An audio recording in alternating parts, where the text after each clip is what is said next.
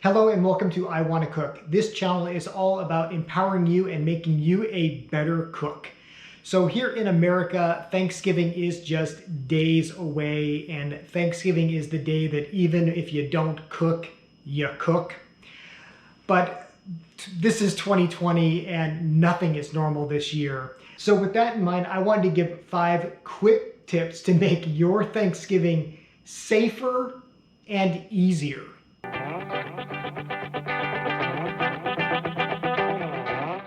So tip number 1 is if you are new to cooking or if you've never cooked a turkey before, I would hesitate against cooking a whole turkey. Cooking a whole turkey perfectly is actually one of the hardest things to cook. It's a lot of meat, there's a lot going on there, and getting the temperature right in the oven and not over drying the turkey, it's not the easiest thing to do, especially if you have the stress on you of feeding a family. Here's what I would do if you are a newer cook or a novice cook, or maybe just cooking for yourself or just a few others, as a lot of people are this Thanksgiving with social distancing. And that is to buy a smaller cut of turkey. You don't have to buy a whole turkey. You can buy just a turkey breast, turkey thighs, even turkey legs, or just a smaller turkey. That's gonna be a lot less stressful and it's gonna be easier. It's also going to cook quicker. And remember, there is help out there. Hopefully you find this video helpful, but Butterball has a dedicated Turkey Talk hotline set up, and those folks are great for helping you out even on Thanksgiving Day if you are encountering a problem. You can call them, and this video isn't sponsored by them or anything, but they are just really helpful, and I will put that information in the description. Finally, if you are cooking a whole turkey and it is frozen and you have not taken it out of the freezer, I'm sorry, but it is probably too late. You need to thaw a frozen turkey for a few days in the microwave.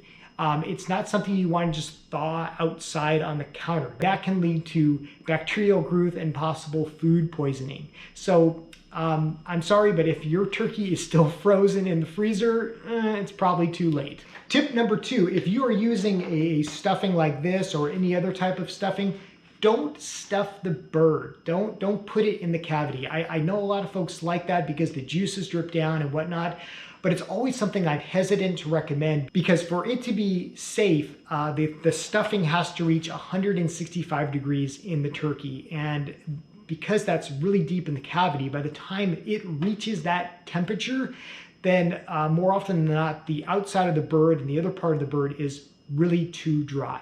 So my recommendation is just make the stuffing on the side, and you can always put it in the cavity when you take the bird out of the oven, or you can just serve it on the side. That's gonna be a lot safer. We want a salmonella-free Thanksgiving. Tip number 3, if you are a novice cook or a new cook, again, I don't recommend cooking a whole turkey, but you can cook a side really easily. You can make mashed potatoes, you can make a dessert.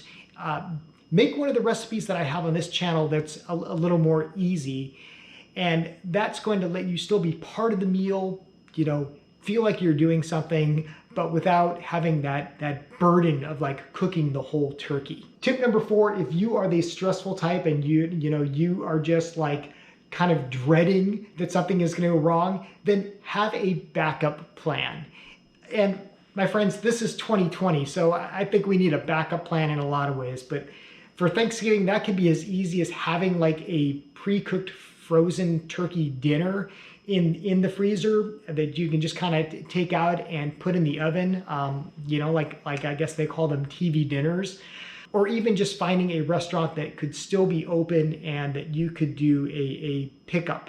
That way, at least you have some sort of backup plan if things go really wrong on Thanksgiving. And finally, tip number 5, I just want to encourage everybody to stay safe. I mean, this is kind of a no-brainer. And, just beyond the whole COVID and precautions of having too many people gathering at your house, obviously follow follow the mandates, but also remember to stay safe as far as the food you're eating. sadly, cross-contamination is a very real thing. Not cooking the turkey to the right temperature, not cooking it to that 165 degrees. You don't want to get yourself or your loved ones sick on a day that you should be celebrating. So make sure you have a food thermometer. I did a whole video on, why you should have a food thermometer in the kitchen, and I will link to that video in the description below.